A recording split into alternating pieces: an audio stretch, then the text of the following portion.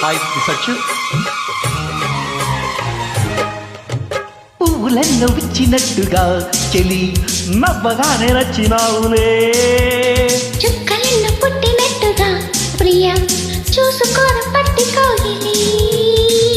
కవాలీల కన్నులతోనే జవానీల జాబులు రాసే జగడం ఒకటి సాగిందో ఎమ్మో. అజంతాల ప్రాసలు వీసి వసంతాల ఆశలు వీసి లలిత కవిత నీవి మాలగా.